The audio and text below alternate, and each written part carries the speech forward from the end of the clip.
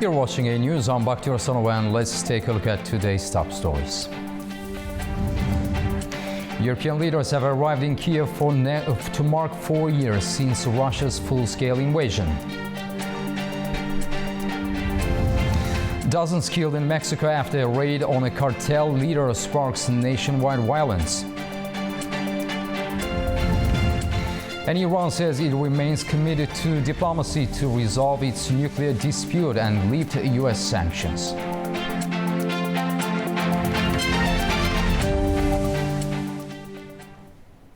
Ukraine is marking 4 years since Russia launched its full-scale invasion, with a nationwide moment of silence ceremonies in Kiev and Bucha, and renewed pledges of support from European leaders. In Kiev, the day began quietly. Soldiers lowered military flags, traffic stopped. People stood with candles and portraits in their hands, marking time by what they have lost. 4 years on, the war remains Europe's deadliest conflict since World War II. Putin has not achieved his goals. He has not broken Ukrainians. He has not won this war. We have preserved Ukraine, and we will do everything to secure peace and justice. But the anniversary was not only about remembrance, it was also a message to Ukraine's allies. European Union leaders were in Kiev joining Zelensky at St. Sophia Cathedral in what officials described as a show of unity as the war enters its 5th year. At the same time, Zelensky addressed the European Parliament, urging lawmakers to back a proposed €90 billion support package over 2 years, calling it essential for Ukraine's security and resilience. Right now, there is an important decision on the table, €90 billion in support for Ukraine over 2 years. This is a real financial guarantee of our security and our resilience, and it must be implemented. European leaders had hoped to move quickly on the loan and a fresh sanctions package, but Hungary has kept its veto, exposing divisions inside the bloc at a critical moment in the war. In Kiev, leaders from the so-called Coalition of the Willing also met, discussing continued military support and tougher pressure on Moscow. We must continue to help Ukraine defend herself and not get drawn into the idea that because there are talks going on, that somehow that means that we don't have to do the hard yards of helping Ukraine to defend herself. We know that Putin is dragging his heels. I am relatively skeptical that peace can be achieved in the short term. First, we must continue our support, and we must increase pressure on Russia, including work on the 20th package of sanctions. Moscow, meanwhile, says the conflict has evolved into a broader confrontation with the West and insists it will continue until Russia's objectives are met. The special military operation continues. At the same time, Russia remains open to achieving its goals through political and diplomatic means, and work in this direction is ongoing. In any case, Russia's interests will be ensured. Diplomatic contacts between the sides are ongoing, but no agreement has been announced. A suicide bombing in Moscow has killed a policeman and injured 2 others. That's according to Russian news agencies quoting officials saying the unidentified male suspect died at the scene of the blast. Investigators reviewed video footage showing the suspect approaching a police patrol car near Savelovsky Station Square and placing a device there. Detectives are now working to identify the man. The incident took place in the early hours of Tuesday morning. The 2 injured policemen are being treated in hospital for injuries. Officials are determining if the perpetrator had any accomplices.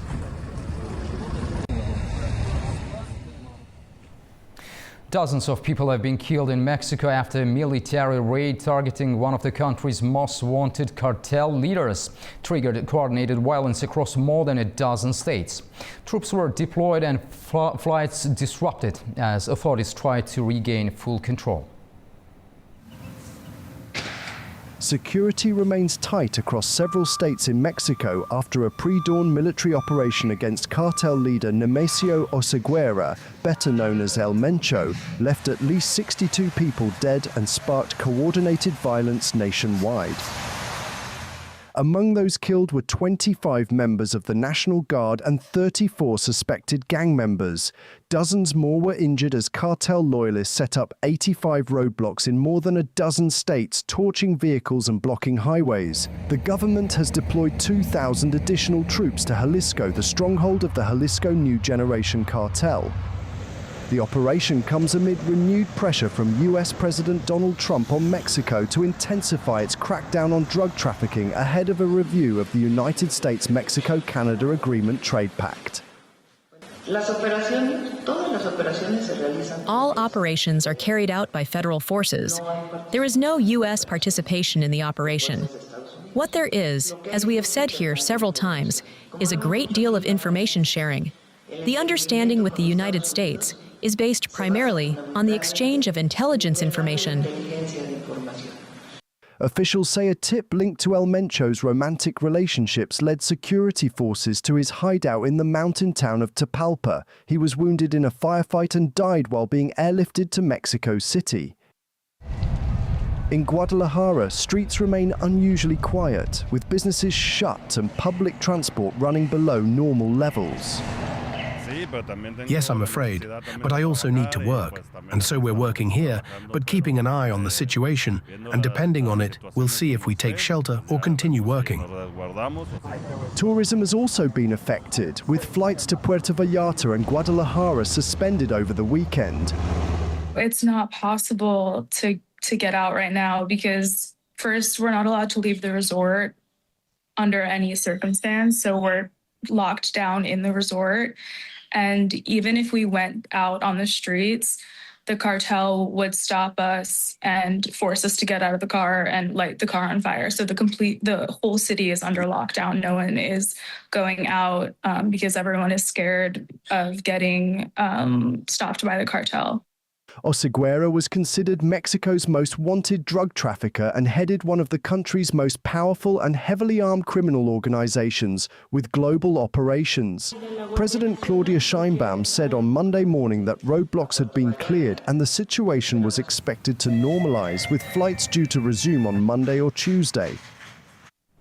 3 people have been killed in what the U.S. Southern Command described as a strike on a vessel in the Caribbean. According to a post on X, the ship was targeted while reportedly traveling along a suspected drug trafficking route.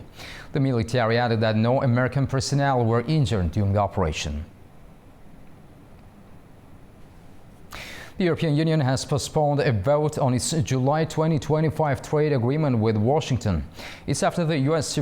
Supreme Court struck down President Donald Trump's previous tariffs, prompting him to impose new import taxes. Ross Cullen has more from Paris, France. Well, the European Union arguing on Monday that the whole picture when it comes to the Brussels-Washington trade relationship has now changed as a result of the US Supreme Court's decision to strike down President Trump's tariffs and then the president's response to impose new import taxes of 10%. And then over the weekend, he announced they would be increased to 15%. The European Union Parliament was due to have a vote on the trade accord that was signed in July 2025 by the European Commission President Ursula von der Leyen and Donald Trump. That vote, set to take place on Tuesday, has now been postponed. As a result of this, they are freezing the ratification process for that trade deal because of all of the uncertainty provoked by the US Supreme Court decision. And the EU spokesman saying on Monday that a deal is a deal, you have to honour it. The US must provide answers to the European Union as to how that trading landscape between both sides is going to look going forward. They want answers to be able to provide stable solutions for European consumers and European businesses. Ross Cullen, A News, Paris. Talks over Iran's nuclear program are set to resume this week, with mediation efforts intensifying amid mounting regional tensions. Tehran says it remains open to a negotiated solution, while Washington has warned of serious consequences if diplomacy fails.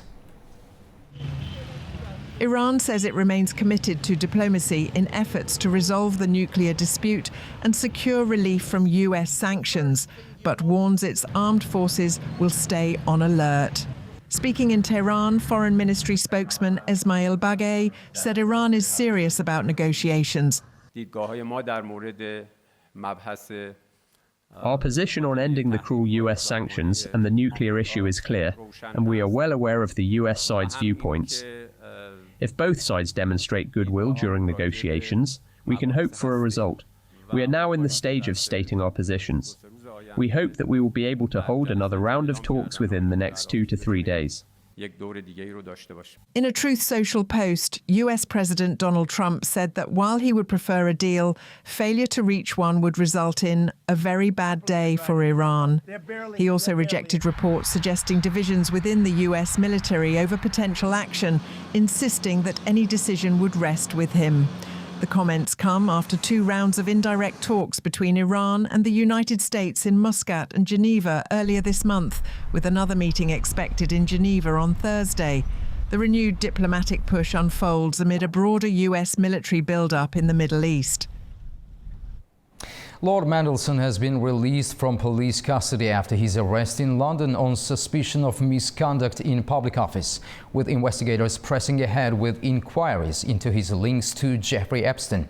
Our correspondent from Manchester brings us more. Former British ambassador to the US Lord Mandelson has been released from police custody hours after his arrest in London on suspicion of misconduct in public office. He was detained on Monday at an address in Camden, North London, and taken to a police station for questioning. Police said the arrest followed search warrants at properties in Camden and Wiltshire. Mandelson was released on bail pending further investigation and was seen returning home at around 2 a.m. local time. The former ambassador was dismissed from his post in September after details of his friendship with Jeffrey Epstein emerged. Earlier this month, police launched a criminal investigation after the government passed on communications between Mandelson and Epstein to authorities. The government says it expects to publish the first documents related to his appointment in early March. Responding to the arrest, the family of Virginia Giuffre welcomed the move, saying authorities were treating the Epstein files with the urgency they deserve and criticized what they called inaction in the United States. Last week, former Prince Andrew was also arrested on suspicion of misconduct in public office over separate allegations he shared confidential government documents with Epstein. He has denied any wrongdoing. Zena Farizadeh, News, Manchester, United Kingdom. Now we'll take a short break. Right after the break, we'll examine Ukraine's resilience and international support on the 4th anniversary of Russia's invasion. Stay tuned.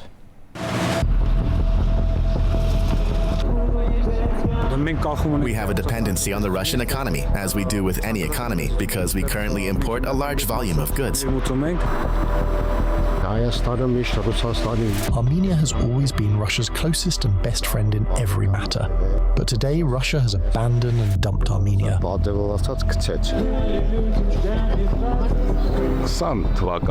During the 2020 war, we were in strategic relations with Russia. Not only did they not help, but they didn't help even when requested.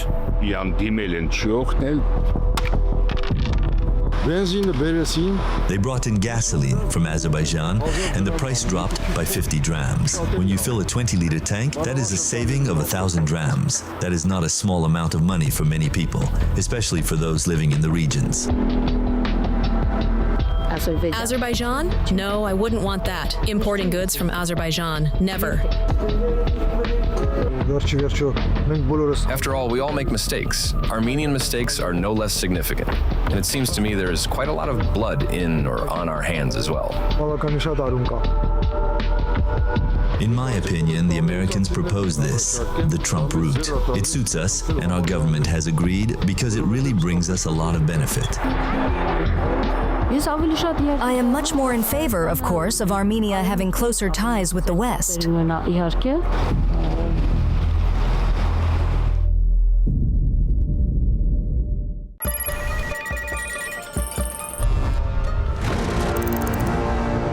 On World Business, we meet the boardroom leaders making market-moving decisions.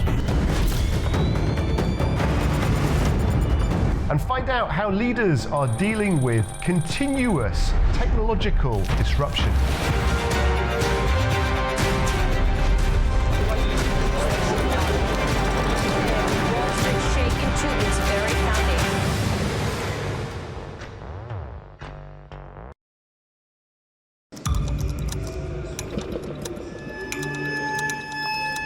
Inside Politics delves deeply into the heart of global issues shaping our world today.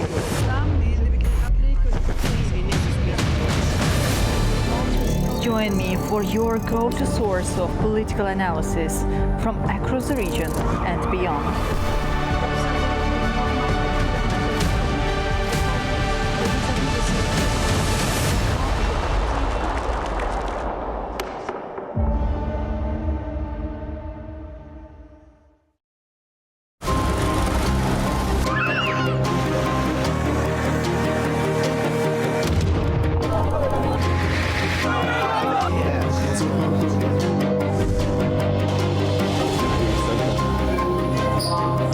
And welcome to Primetime. What a show we've got lined up for you.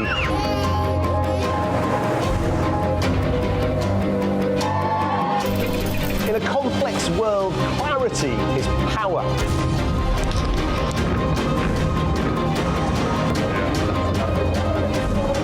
Two hours live, diplomacy dissected in a spin-free environment.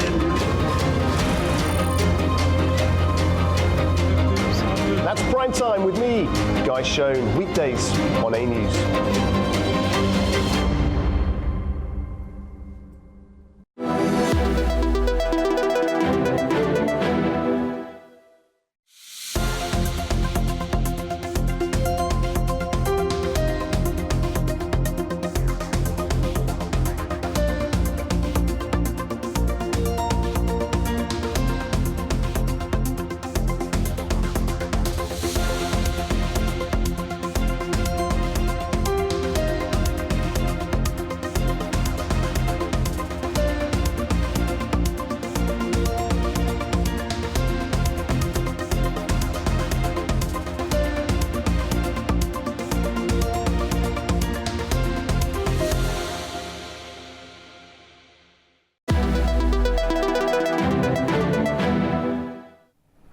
Welcome back to A News, our top story for discussion. Today marks the 4th anniversary of Russia's full-scale invasion of Ukraine, a war that has become Europe's most devastating conflict since World War II. Despite overwhelming human and material costs, Kiev has not only resisted but contested Russian advances, reclaiming territory even as Moscow continues to hold roughly 20% of Ukrainian land. Across Kiev today, Western leaders, including the European Commission and European Council presidents, are holding ceremonies of solidarity.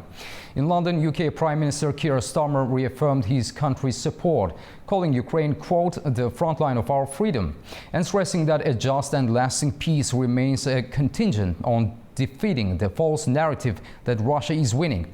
Meanwhile, NATO and EU leaders, including Secretary General Mark Rutte, have emphasized that Ukraine needs ammunition today and every day, along with comprehensive military, humanitarian and financial support.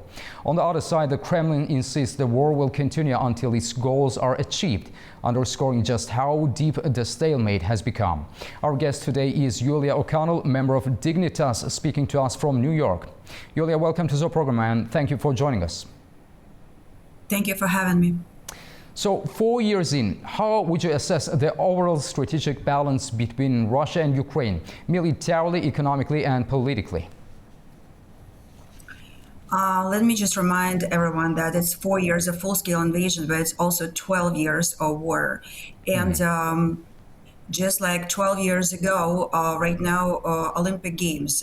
12 years ago, Olympic Games were happening in Russia, in Sochi. And as Olympic Games is a celebration, right? A celebration of human strength, human spirit, human achievement, and unity.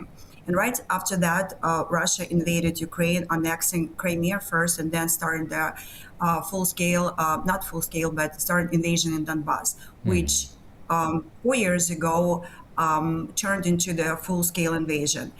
And Russia, as we remember 4 years ago, that date, I remember it very brightly, we were seeing how they were bombing Kyiv, bombing Ukrainian airports all across 2,000 kilometers Russian-Ukrainian border. Yulia, how... Since then... you may continue, yes. Thank you. Since then, we've seen that Ukraine did not fall in 3 days, in 10 days, in 3 weeks. It's standing strong for their, again, 12 year of war and 4th year of full-scale invasion. Ukraine united around itself, European countries, united many countries from around the world to support, from Asian continent, from American continent, from European. Ukraine people live every day and learn to live every day through this war. Yes, many people left in the beginning. About 4 million people left within first 2 years. Many people came back. So Ukrainian people learned how to live through this war and how to become stronger. We as volunteers in New York, in 2022, we were fundraising to get people first aid kits. There are people who are mobilizing to the army. They did not have simple boots. They didn't have the uniform. I mean, again, the first aid kits that would save, like tourniquets. Today, we are fundraising to support units that shut down Shahed drones, that use interception drones. So for Ukraine, it's a huge, road from being a place where army was not organized, not well organized, not well equipped. We didn't have enough tanks. Ukraine didn't have enough airplanes, not enough artillery. And today, not only Ukraine is united, very well organized army, not the strongest army in Europe today. It's also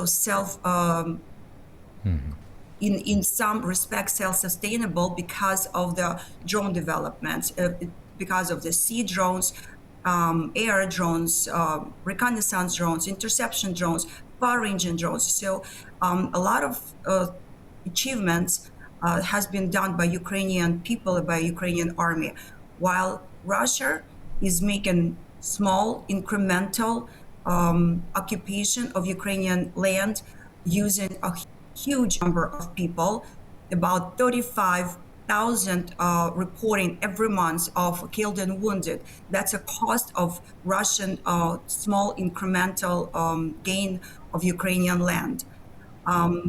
Russia experienced economical problems with the sanctions being put on it, with Ukraine hitting Russian oil refineries, Russian oil transportation hubs, military production. So, to say that Russia moved from the place where celebrate of, human achievements to the place where they throw people into the grinder, showing the world that they have no respect for their, not only world order, but the human life, not only for their enemy, which they consider Ukrainians human life, but for their own people human life.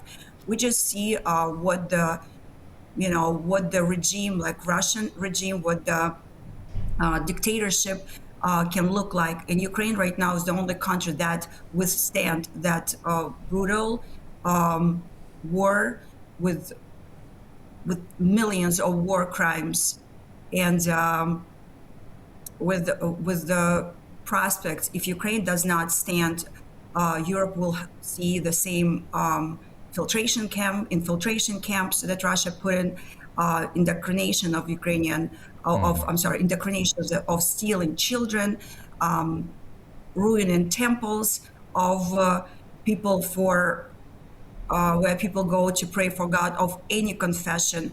So we've seen the true face of Russia, and we've seen so far the true face of Ukrainian courage and Ukrainian resilience. Ms. O'Connell, Western leaders have reportedly pledged continued support. In your view, is current assistance adequate to sustain Ukraine's defense into 2026 and beyond? Ukraine has been receiving support for the past 4 years, and every diplomat and every Ukrainian citizen thanked support that Ukraine received from the United States and from European countries. This year, it was $90 billion that was promised Ukraine, and already money is coming to Ukraine. Is this enough to sustain? Yes, it seems that it would be enough to hold the front line. Would it be enough to do counter-offense? Probably it's better for military people to assess. I might not be in the best position to assess, but what we know is that Ukrainian army recruiting people, unlike Russian army that relies on a very high pay or fear, Ukrainians are trying, Ukrainian army units are recruiting people, and what is lacking is finances to support every soldier, and the soldier would support their family in enough amount. So that could be a challenge in terms of making the offense or making, but to sustain the front line the way it is right now, it's, we are thanking supporters and God that seems like it would be good enough. So how do you interpret calls from Russian leadership that the war will continue until its goals are achieved? Does this suggest any realistic pathway to negotiation? The Russian goal never been changed. They want Ukraine to surrender. They said it many times that they want Ukraine, for now, give away 20% of Donbass, which Ukraine still has under its control. That means to give away the very well fortified and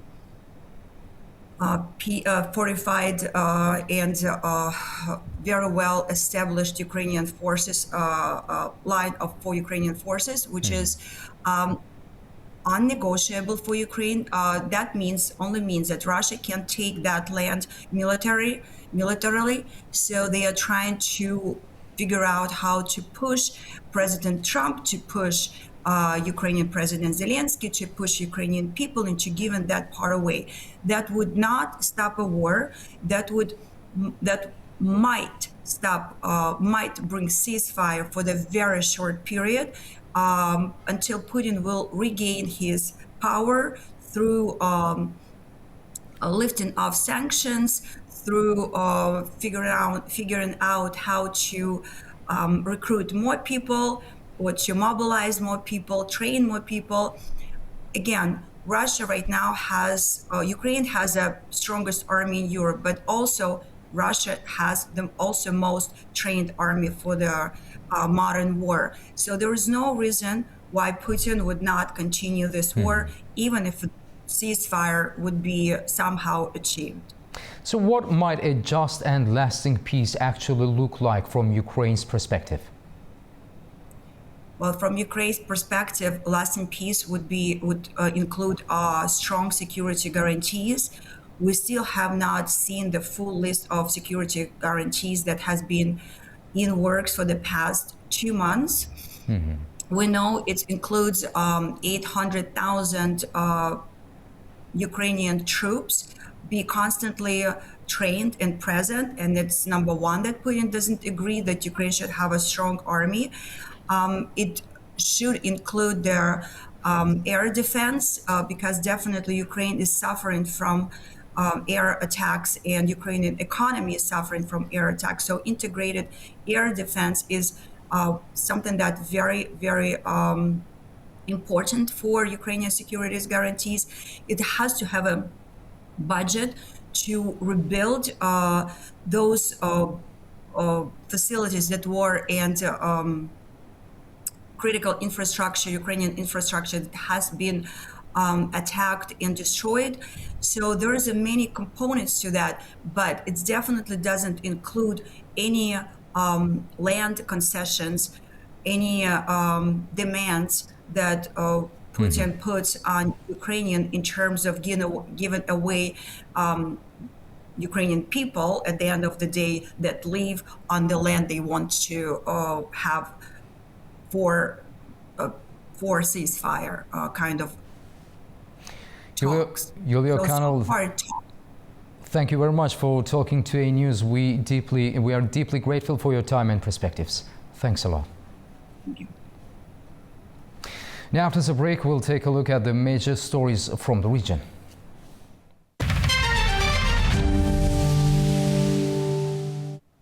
Welcome back to A News. Now, let's take a closer look at the key stories shaping the region. The European Union is now clearly stating that Russia must withdraw its troops from occupied territories, including Georgia, as part of conditions for lasting peace in Europe. The statement comes directly from the EU's top diplomat and places Georgia's occupation into the wider context of ongoing negotiations around the war in Ukraine and Europe's future security. Our correspondent in Tbilisi brings us more. The European Union is formally calling on Russia to withdraw its military forces from occupied territories, including those in Georgia, as part of its core conditions for achieving lasting peace on the continent. EU High Representative Kaja Kallas confirms that she has shared this position with the EU member states. She stated that Russia must respect its existing international obligations, which already require the withdrawal of troops from territories it occupies. According to Kallas, Russia is currently failing to comply with at least 30 such agreements. She specifically names Georgia and Moldova as countries where Russia has long-standing commitments to withdraw forces. The EU position also applies more broadly, including Russian military presence linked to the war in Ukraine, as well as deployments connected to security arrangements in Belarus and Armenia. Kallas acknowledges that some observers consider these demands difficult to achieve. She says directly that such requirements may sound unrealistic. However, she also states that Russia's own demands in negotiations are unrealistic, including attempts to secure territory through political pressure rather than military control. According to her, the EU's goal is to rebalance negotiations and focus on the core issue, Russia's continued military presence in neighboring states. For Georgia, this places its occupied territories firmly within the wider European security agenda. The issue of Russian troop withdrawal is now formally linked to discussions about ending the war in Ukraine and establishing long-term regional stability. The Georgian government says it would welcome any real progress. Georgian Dream member Irakli Kadagishvili stated that if international efforts lead to concrete steps toward the occupation, this would, of course, be positive for Georgia. But at the same time, he notes that it remains unclear what practical mechanisms will follow. Nini Nikolaishvili, Tbilisi, A News. President Ilham Aliyev has received a delegation led by Iran's Minister of Roads and Urban Development, who also serves as co-chair of the Azerbaijan-Iran Intergovernmental Joint Commission on Economic Cooperation, for discussions on bilateral cooperation and economic coordination.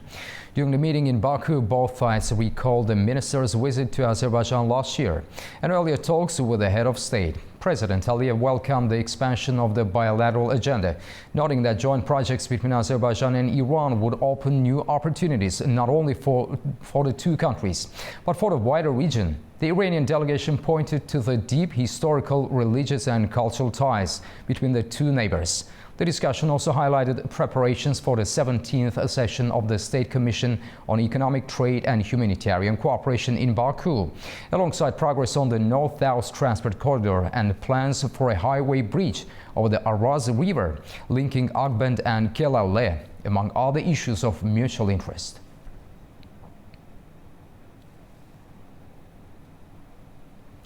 Staying on Iran, A News Deputy Editor-in-Chief Orkan Amashov sat down exclusively with Iran's Minister of Roads and Urban Development and co-chair of the Azerbaijan-Iran Joint Economic Commission for a detailed discussion on regional connectivity and cooperation. Talks centered on progress along the international North-South transport corridor and plans for a new highway bridge over the Araz River. Both sides underlined the strategic significance of the Araz route linking mainland Azerbaijan with Nakhchivan through Iran, while also acknowledging the broader debate surrounding the proposed Zangezur corridor. You can watch this exclusive interview on A News. Naturally, Araz corridor is an important part of regional connectivity. It's always good to have options. There's one connection line there connecting Azerbaijan's mainland with Nakhchivan via Armenia, which is the Zangezur corridor. Araz corridor is a second route. It's always good to have options and alternatives there. I would like to touch upon the Araz corridor once again, and I would like to state that the developments regarding Araz corridor are part of the agreement, arrangement, and an understanding between two friendly, brotherly, and neighbouring countries. But the other corridor mentioned is a development that took place at the initiative of or with the participation of a country outside the region, and these two are, of course, different from each other. Regarding Zangezur corridor being an external imposition, well, it's a bilateral arrangement between Azerbaijan and Armenia, supported by the United States. But Araz corridor is Azerbaijani-Iranian bilateral dimension, and for Azerbaijan, first one is priority, second one is also absolutely vital. An investigation into a protest outside President Ilham Aliyev's hotel in Washington is raising broader security questions. Officials say the demonstration, which unfolded during the president's visit in February, is now being examined in the context of wider geopolitical tensions. An investigation into a protest outside a hotel in Washington, D.C., where Azerbaijan President Ilham Aliyev was staying on the 19th of February, has uncovered new details, placing the incident within a broader security context. The demonstration prompted a swift response from presidential security personnel and U.S. law enforcement. The situation was quickly contained and order was restored without further escalation.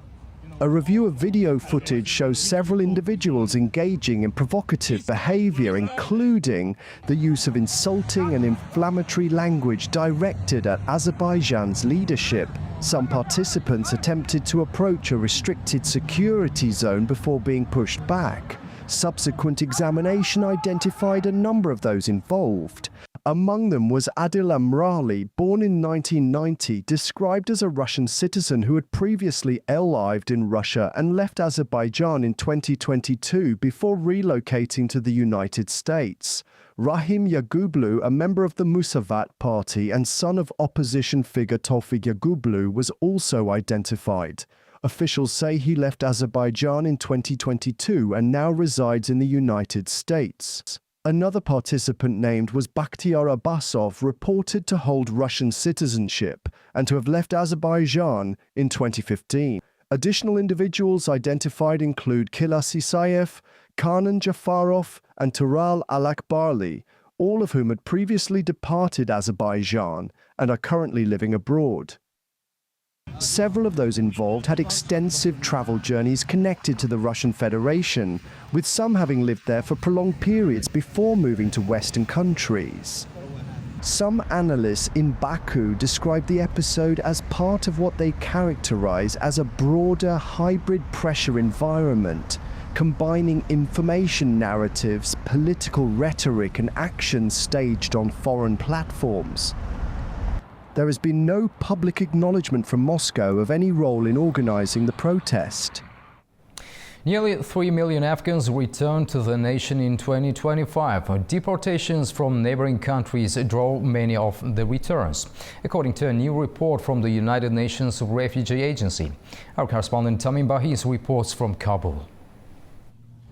According to UNHCR's one-year recap report, 2.9 million Afghans returned to Afghanistan in 2025, including 1.9 million from Iran and 1 million from Pakistan.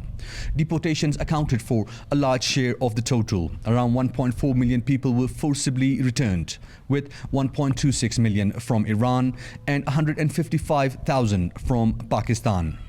What is particularly striking is the profile of those returning. Many families had lived in neighboring countries for decades, and a large number of children were born outside Afghanistan. UNHCR says most did not leave voluntarily. 73% of returnees from Iran and 61% from Pakistan said they had no choice in returning. Inside Afghanistan, conditions remain extremely fragile. Post-return monitoring found 88% of households are in debt, 63% face food insecurity, and nearly half of children are out of school. Women and girls are described as particularly vulnerable, facing restrictions on movements and limited access to livelihoods. UNHCR says it has scaled up assistance with nearly 700,000 people receiving protection support and close to 500,000 receiving cash assistance during 2025. But the agency warns that the scale of returns is placing enormous pressure on border facilities and communities of return. Tamim Bahiz in Kabul, A-News. Kazakhstan is stepping up efforts to study and protect the Caspian Sea as environmental pressure on the region continues to grow. Our correspondent reports from Almaty. Kazakhstan has allocated $2.2 million to study and protect the Caspian Sea as environmental risks in the region continue to grow. The funding has been directed to the Kazakh Research Institute of the Caspian Sea. The money will be used to buy new equipment for marine monitoring and to upgrade laboratory facilities. This will allow scientists to move beyond limited studies and carry out regular on-site monitoring of the sea, tracking changes in weather conditions, marine life and water quality. Government officials say the investment will strengthen scientific capacity and improve understanding of what is happening in Kazakhstan's part of the Caspian Sea.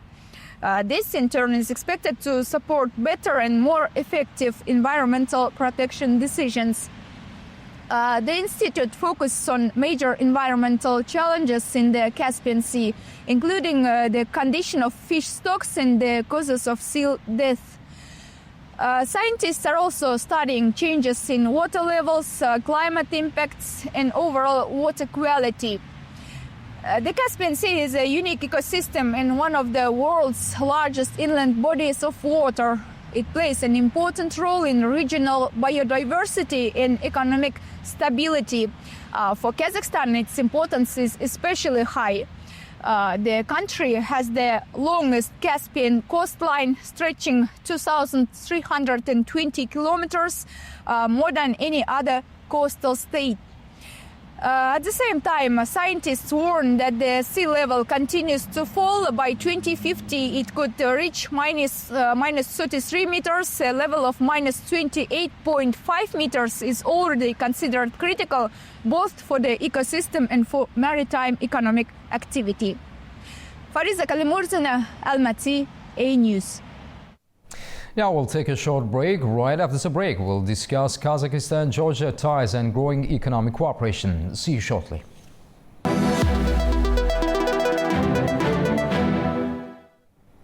Welcome back to A-News. President Kassym-Jomart Tokayev of Kazakhstan held a high-level telephone conversation with Georgian Prime Minister Irakli Kobakhidze to review the state of bilateral relations and chart a future agenda for cooperation.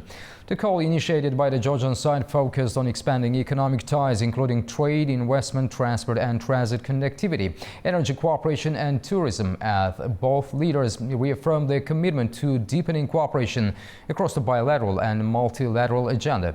This conversation comes against the backdrop of already growing economic engagement between Kazakhstan and Georgia, with bilateral trade increasing significantly in recent years, strong cooperation along the Trans-Caspian Middle Corridor transport route, and stepped up work on logistics, infrastructure and tourism links. Joining us now to unpack what this diplomatic exchange means for regional cooperation is Nurbolat Nushambayev, PhD from Turan University, speaking to us from Almaty, Kazakhstan. Mr. Nushambayev, welcome to the program and thank you for joining us. Thank you so much for having me. Professor Nushambayev, what does this phone call between President Tokayev and Prime Minister Kobakhidze tell us about the current trajectory of Kazakh-Georgian relations? it fits the national interest of both sides, first of all. The second, we have seen in the last 4 years how the Kazakhstan's foreign policy, in particular by the Caspian Sea line, is changing. So the role of the Georgia in South Caucasus is significantly important for Kazakhstan when it comes to Eurasian connectivity issues. So now on the agenda, the main topic are investment, tourism, as well as logistics and trades. But I think both sides are increasingly paying high attention for connectivity issues, in particular within the framework of middle corridors and many other projects. So therefore, for long term, the Georgia and Kazakhstan relations, it opens up for Kazakhstan wider access to the Europe and making connect on the one side Caspian Sea, on the other side Black Sea. Mr. Nushanbayev, energy cooperation was also highlighted. In your view, what potential exists for Kazakhstan and Georgia to expand energy ties beyond transport corridors? We shouldn't forget about what happened in 2022, because we have seen so numerous disruption on Caspian pipelines by Russia, but now energy sector is getting enormous potential when it comes to South Caucasus and Kazakhstan relations. For me, as an expert in this field, I see Georgia and Kazakhstan has lots of potential which should be opened up, which should be used. Because of, in the last couple of decades, we have seen some passive foreign policy.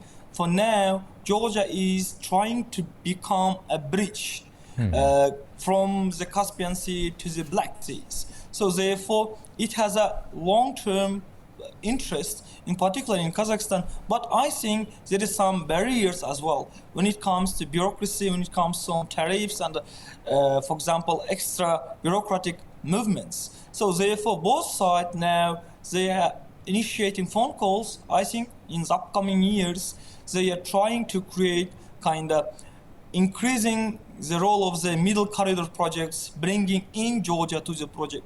Because if we look at the map, the Central Asia and the South Caucasus regions are inseparable. When they are on the same table, they reach way more opportunities and making on the Eurasian landmark as a bridge connecting on the one side Asia, on the other side the Europe. So therefore, this is steps which is taking us for the long route on logistics and in general Eurasian connectivity ideas. So tourism was also mentioned during the foreign conversation. How important is people-to-people engagement in cementing strategic partnership like this one? Exactly. Any cooperation without the people-to-people movement will not rise, will not flourish, let's say. But for the Georgia, Tbilisi and the many other Batumi and many other touristic cities of Georgia are top destination for the Kazakh tourists. In the last couple of years, I have realized it. Here from Almaty, Astana, for summertime vacation, it became very close and nice and accessible cities. We also see how the Georgian tourists coming to Kazakhstan, Almaty, Astana cities.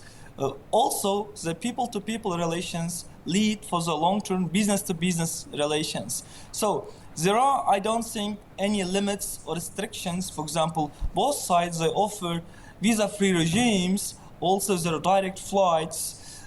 It creates how the people get to know between one another by traveling and seeing the opportunities, creating some workspace and connecting the nations. So therefore, the people-to-people relations between Georgia and Kazakhstan is rising at the subsequent level, but I think it's not enough. We also should bring stronger business cooperation between the Georgia and the Kazakhstan, because both sides has lots of opportunities which hasn't been used yet. Professor Nushanbayev, Kazakhstan and Georgia also discussed international and regional issues. Which broader geopolitical challenges or alliances are likely to shape this partnership? Well, if we look at, again, in the last 10 years, how Georgia have overcome different changes, in particular in the internal policy as well as to their foreign policy as well. Therefore, I think now Georgia is staying at the transforming periods. But anyhow, the Tbilisi was able to stay independent, to become not kind of pro someone. So they also showing how the multi-vectorism works. But I think now when it comes to Georgia and Kazakhstan, the role of the China, the role of the Russia and European Union shouldn't be underestimated, because those sides are very interested how those states interact with each other and what kind of opportunity challenges brings. Because by the land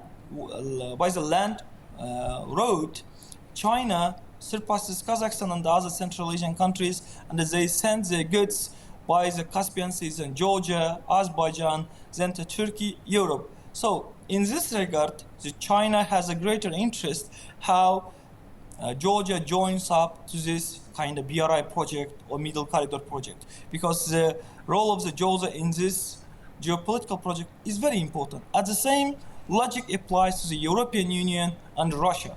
So therefore, Georgia's strategic maneuver and the strategic leadership in this regard matters. Therefore, I can say this is not only bilateral relations, it's also the place for multilateralism to bring at the institutional level within the framework many other projects, as well as bringing external interests like the interests of China, Russia, and in particular United States, European Union, because those great powers, let's say, have an interest making these regions as a bridge between the East and West. And looking ahead, what key developments should we watch for in Kazakh-Georgian cooperation over the next year? Well, I see over the next year, these two countries, they should have to create strategic relations. The first thing is. The second thing is, as I have mentioned it earlier, we have lots of unused potential yet. In particular, I see the great potential in the sphere of trades, in the sphere of logistics, the first. The second thing is in the sphere of educational aspect, scientific project, because when the Central Asia and the South Caucasus nations interact together, we shouldn't forget about which region we belong to and what kind of opportunities do we have. So now we see how Azerbaijan and Kazakhstan get making greater projects, for example, the middle corridors. In this regard, Georgia should be on the table as well. Georgia should be included all these kind of long-term partnership projects. So therefore, in the upcoming couple of years, I see both sides are interested to making this Eurasian connectivity idea turning to this one from the words to the actions, real, which is pretty beneficial for both sides, because this project makes official Tbilisi and Astana the place which makes a decision and it creates win-win position to all sides. Nurbolot Nushanbayev, thank you for your expert insights and analysis on today's developments. We appreciate your time and perspectives. Thanks a lot. Thank you so much. That's all we have for now. Thank you for joining us and stay tuned to A News for more updates.